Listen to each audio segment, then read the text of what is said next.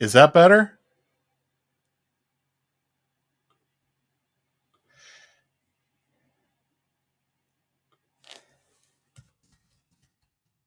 Better now?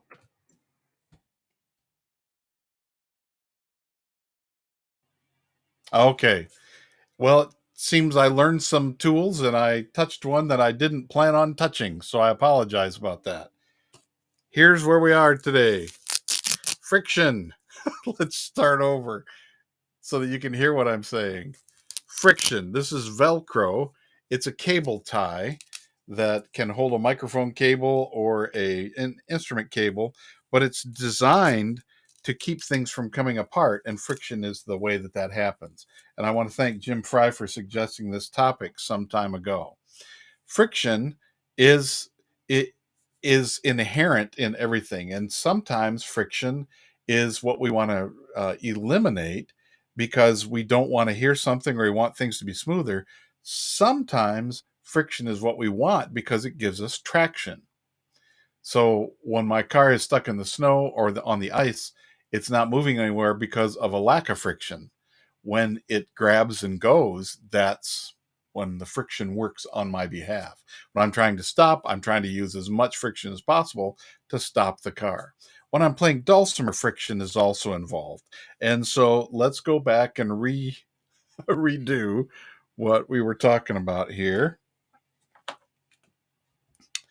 And use my different camera. I've got tools for playing mountain dulcimer. I've also got tools for playing hammer dulcimer here. And what I'm on the, if you look at your finger, you can see that there's a fingerprint there. There's whorls and ridges and sweeps and all the kind of things that the FBI pays attention to.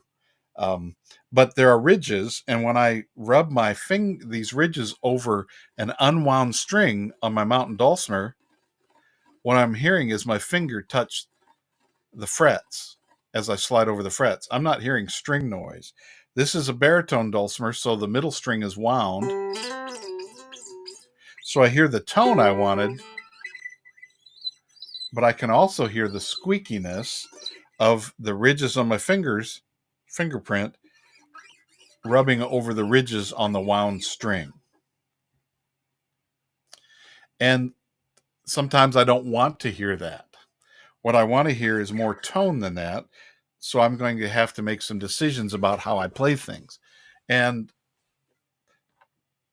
but let's go right to, if I'm going to be playing on the melody string, which is unwound in the traditional way using a noter. This is one made by Don Newhouser. There's lots of kinds of noters, but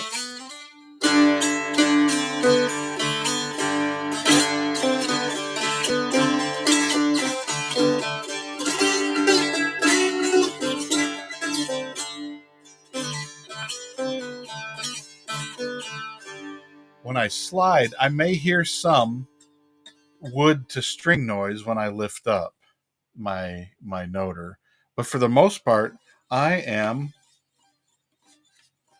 sliding and I'm not having that friction thing happen. Now, Richard Frenia would play with a noter on the bass string.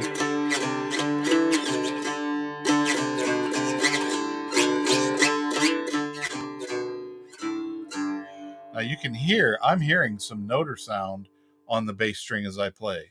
And that's friction. Now, playing with my fingers on the strings and the fretboard, sometimes I want to go faster.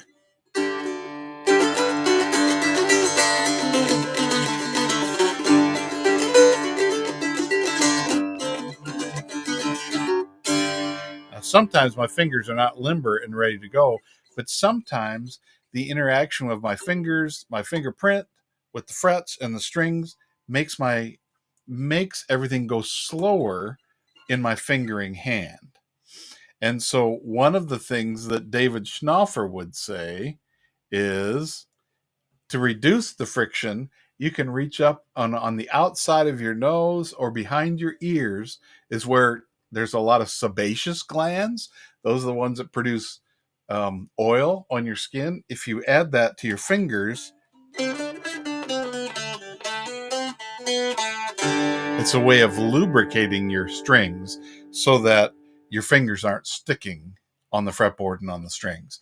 Now, he would always also say, make sure it's on the outside of the nose, not on the inside of the nose. But I've watched him perform, and he would sometimes do that while he was introducing the song. He would be grabbing a little bit and then rubbing it on all his fingers so he could reduce some friction. Some people buy a commercial product called Fast Fret, which you can slide up and down on your strings. One of the things that can do is also clean the strings. And thanks, Jim. I'll address that. To get the interaction of the chemicals of your hand and the dirt on your hands that ends up in the wound strings, especially, but they can clean off your unwound strings as well. I've used those things in the past.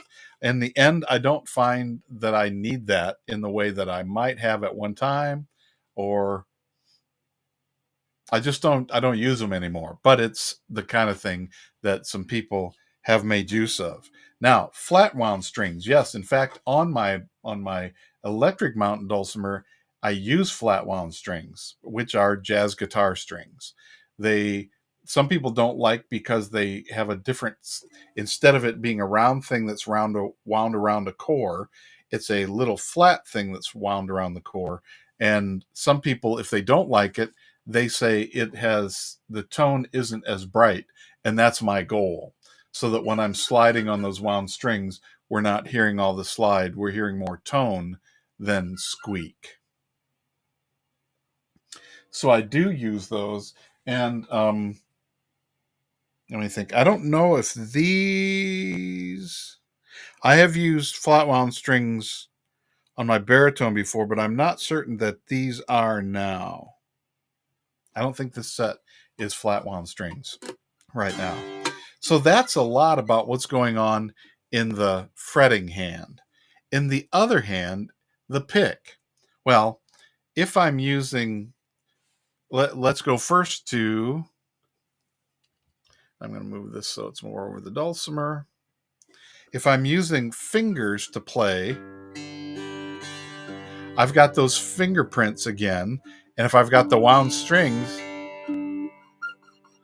my right hand could be the source of any squeaking.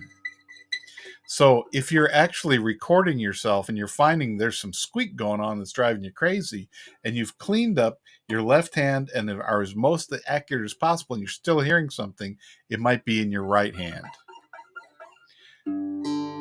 So if you're used to pulling a little sideways across the strings with your individual fingers, that can unintentionally give you a little drag of your fingerprint over the ridge and might give you that thing instead of just playing directly across the strings.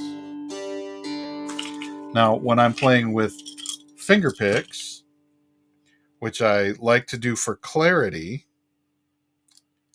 and these are Fred Kelly Freedom picks and a Fred Kelly Speed pick.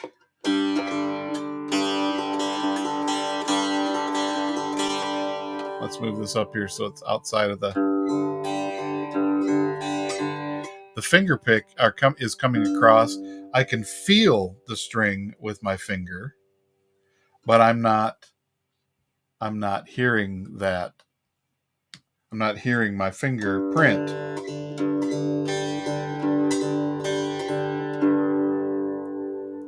So I'm hearing the clarity of, if you have nails, you could just use your nail instead of the picks. But some of us are helped by this. I also know that I can put these on and I don't have to worry about the nail breaking partway through, that kind of a thing. So finger picking is where the fingerprint of your finger can have a friction sound squeak effect on your playing. Now, let's talk about flat picks.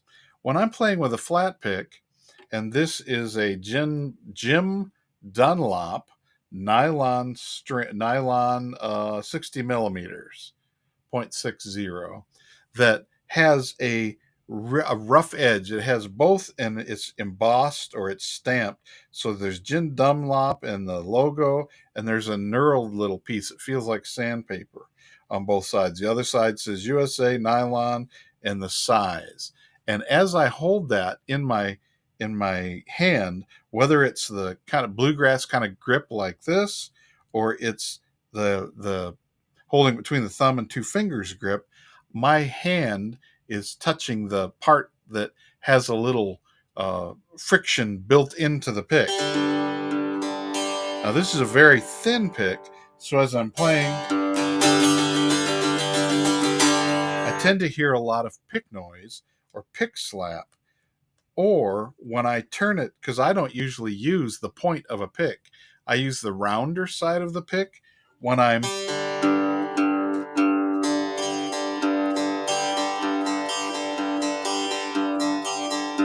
when I use that side.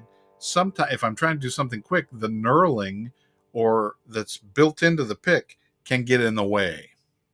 And so for the ease of playing across the strings, while the knurling may be helpful for me holding my pick and not losing it when I'm playing, it can also grab the strings and cause some issues for me, like it feels like I'm fighting the pick. Now here's one that's a little thicker, that's just got a design printed on it, but the design it's not tactile enough to really help me hold on to the pick. So this is the kind, but you can hear the difference.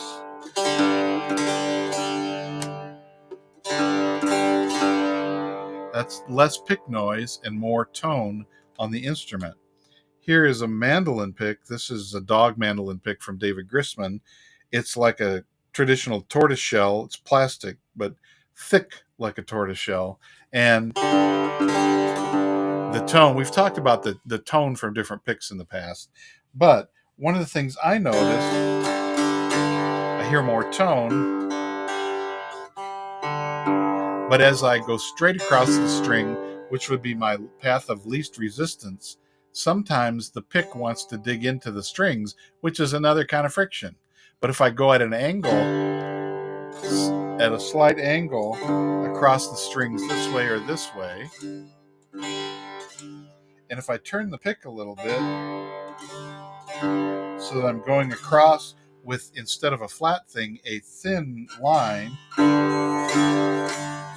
I hear less pick. I feel less pick grab trying to get it out of my hand. I have played one. There's Mike Clemmer had some. They were actually round with a raised circle in the middle, called pointless picks, for people who don't like to have the point sticking into what you're doing. Now, I know a lot of us in the mountain dulcimer world are fans of Herdem picks, which are made in Germany. I used to use those. Here's one. They're very pointy, and they have a raised surface in the middle so that you can hang on to them. They also have 3 different thicknesses on the 3 different points. There's a 1, a 2, and a 3 by Roman numerals. And a lot of people like that because they want the clarity of what's going on, and they have the option of how thick they want the pick to be. But for me, it ends up being too thick. So what I would end up doing is taking nail clippers and rounding off each one of these points so that it wouldn't dig in as deep, because I didn't like that friction going that way across the string. I have this one, which was given to me by my German exchange student daughter. It's made out of wood. It's shaped like a heart, and it's got an indentation on the one side for where my thumb can fit in. It's got a little indentation. It's not like a heart. It's like a routed scoop through there that lets me hold on to the pick. And it's got it's wood. Now I'm nitpicking. And it has a different tone, but it also fits into my hand very nicely. I hate to get too attached to it because it's wood, and I don't know that these are manufactured. I think these are handmade, and so it's a wonderful gift. But I've used it on both dulcimers and guitar. Then I've got these V picks. Bing Futch is a fan of V picks, and I've got 2 different kind of dimension picks. It's a very thick pick. It's a lot thicker than my mandolin pick. And it's got one point on this side, but then some less pointy ones on the other sides. But there's this knurling thing around the side of it. And I can hear, for me,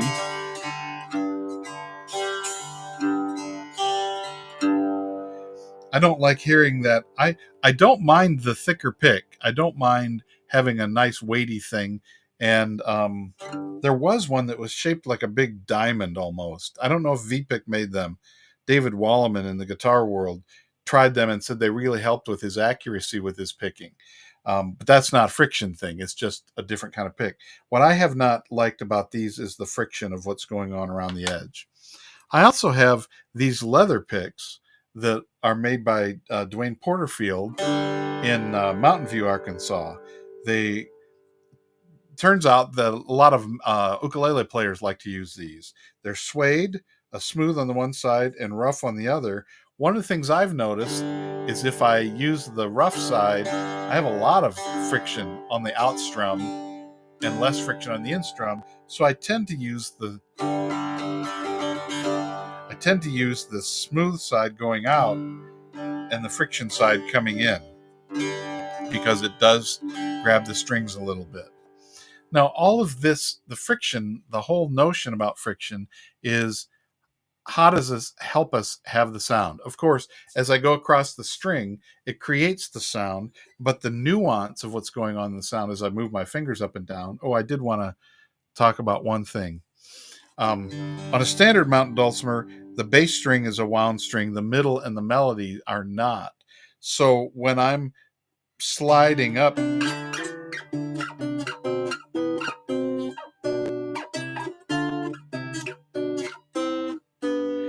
if I slide on the wound strings, I hear a lot of extraneous pick noise, which is not my favorite.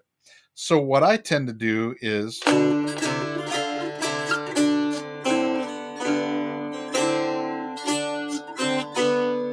if I'm going to be sliding, I'll choose an unwound string on which to slide and drop.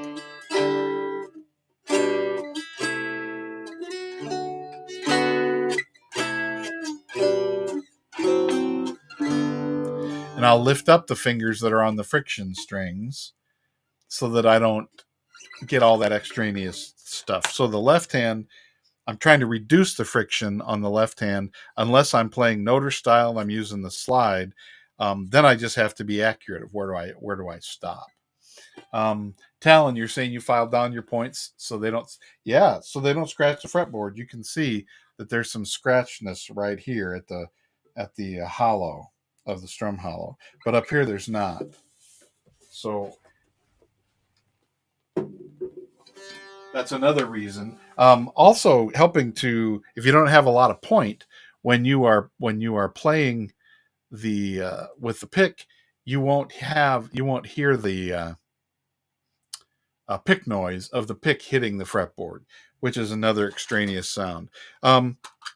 I've just had fun, by the way, going through all of my pick stash, looking for all of these things.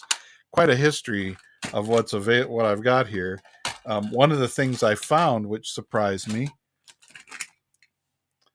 Okay, this is an excursus. This was my original pick case. If you are, let's see here. Okay, let's go like this. This is an original Excedrin pain pill box.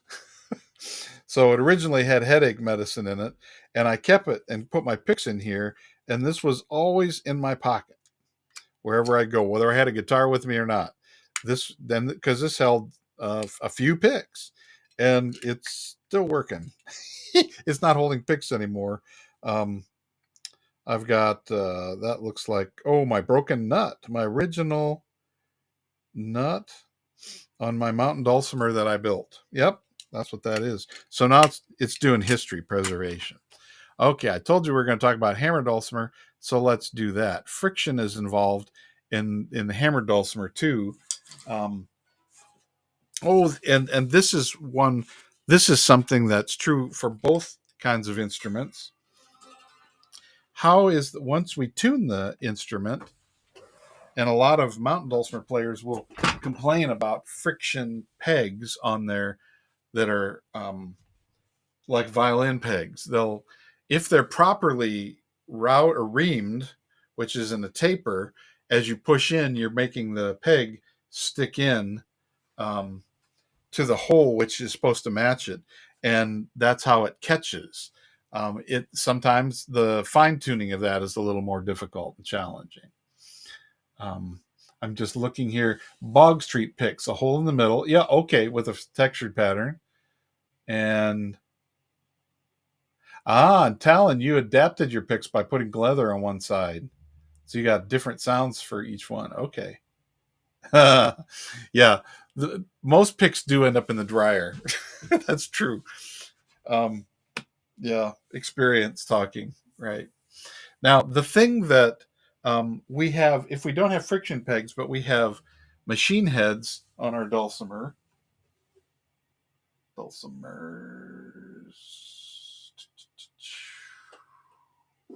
That looks kind of like Snaggletoothie. Let me go back to this camera. These are machine heads, so in here is a little gear, but getting the strings wrapped around the machine head peg as it comes out and making sure that the strings don't slip off when you're retuning is how the friction works here. The gear helps hold everything. On a hammered dulcimer, when we're tuning, we're making use of friction because the tuning pins have each one of these tuning pins has a slight little, they're tempered steel, and they have a slight little winding around them. Not like a screw. It's very tight, but it helps to grip the hole in the wood. They're angled a little bit away. They're not straight, so they're angled away so that the tension doesn't pull them from straight to the middle. I noticed at the swimming pool, when they have the lane markers or the flags, they have a hole in the concrete and then there's a pole, and then it's usually leaning in like this. And without any guy wires on the outside to hold it straight, it leans and the thing in the middle sags a little bit. So this leans away to keep it from sagging and to keep it from pulling the tuning pin out of round. The first two instruments I built, I had a lot of problems with slipping tuning pins. And Sam Rosetta used to have, who passed late last year, used to have a column in the Dulcimer Players News called Technical Dulcimer. And a lot of those are still available in the archives for Dulcimer Players News. But he would talk about things to do and repairs that could be offered. I got some drops that would swell the wood, but eventually the wood would dry out, and so that wasn't a long-term fix for me. It also discolored the wood. And then he said he took a little piece of very fine fish line and dropped it inside the hole as the tuning pin was going in, and that wrapped around like a portable thread that would help hold the tuning pin in place. And that fixed a lot of them. It didn't fix all of them. In the end, I was very glad to let somebody else build so I could spend my time playing instead of repairing. So that's the friction of how everything's being held together and held in tune on a hammer dulcimer. But the way of producing the sound is less friction because we're bouncing a hammer on there.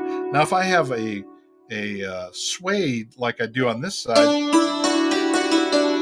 that's kind of a loud suede. Let's see if I have another one over here that's got, this is much thicker. Yes. These are flexible, but it's much thicker. That's got a pad. This side has got a thicker suede. But it's not really friction that I'm dealing with unless I want to drag, which is a technique. When I have the pads on there, it's not as clear a sound, but it's still possible to drag.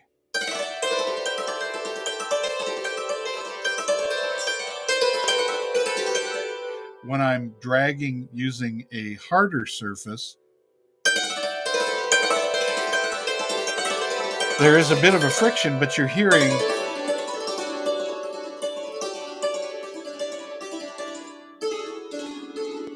more definition in the strings because the bounce is landing and it's just clearer than the softer sided ones.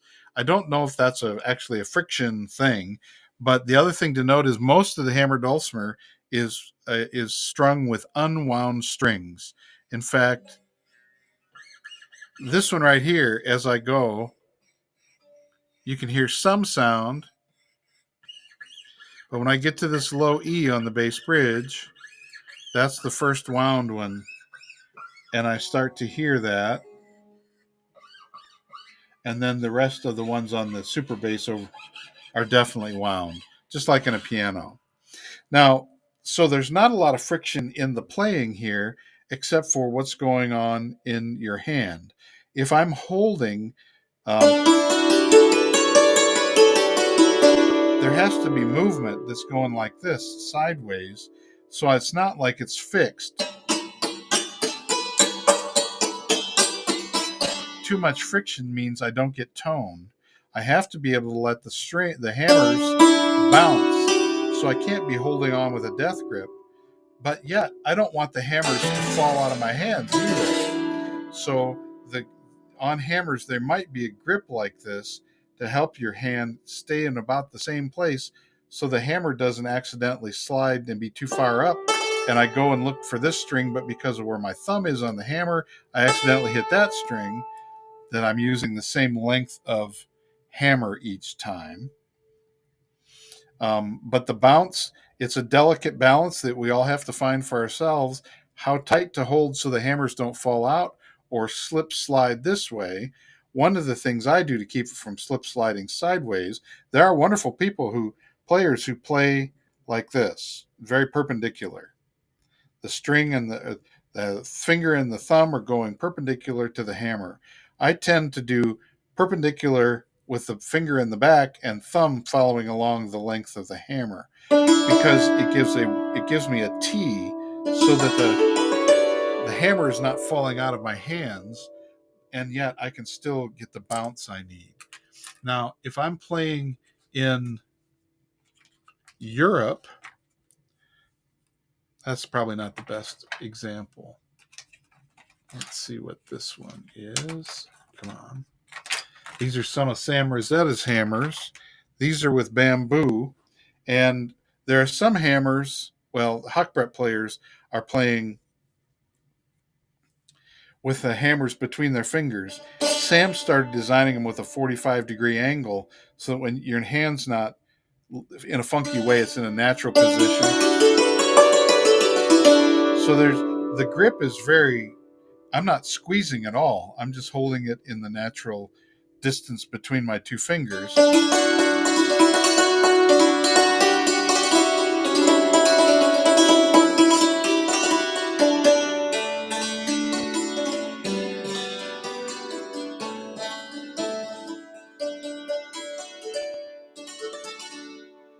So I can have a relaxed feel, but the friction of the size of the hammer, the depth of the spacing, and the grip like this are what help hold it there.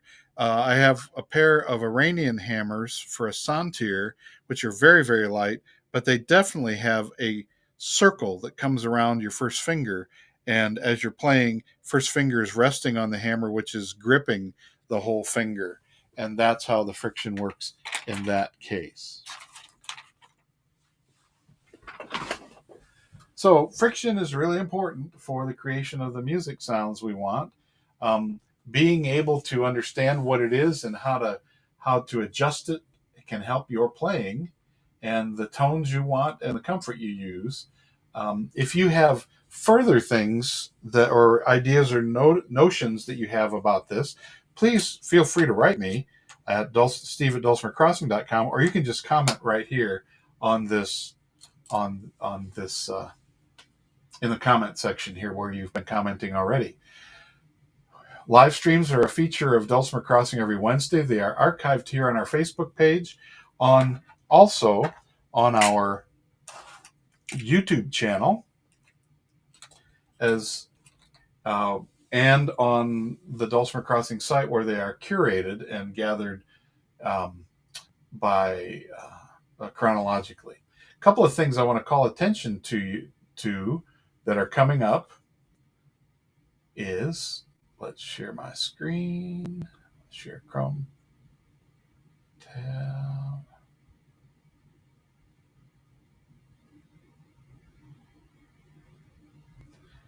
Mark Allen Wade is doing a workshop for us on Thursday, which is tomorrow.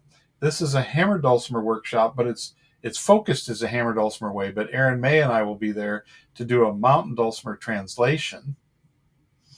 And this one is teaching O'Carolan, how to arrange an O'Carolan piece. This is actually a workshop, so we will be arranging an O'Carolan piece that Mark's going to help us with. And if you're a member of Dulcimer Crossing at mentor or workshop level, you get access to this automatically. And you just you log into the site, click on the live events, and go to the upcoming events, and that will be tomorrow's. Or if you're interested in it and you want to purchase a one-time access to the workshop as well as an archive video of the workshop, you can do that by clicking on the link that's here. You can also find this link on the Dulcimer Crossing website, dulcimercrossing.com. It'll be on the front page. The other thing that I just want to keep mentioning, because the registration time is still open, is the Quarantine Dulcimer Festival. There's still some space. There's a lot of classes that have already been sold, but there are still some space in a lot of the classes as well. A lot of instructors. This is the registration page.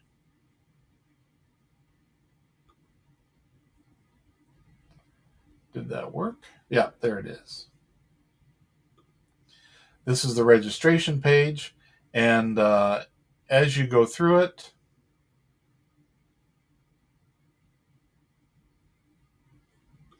you choose the workshops you want, and that takes place the beginning of February, and registration will close before then, so you have to register beforehand.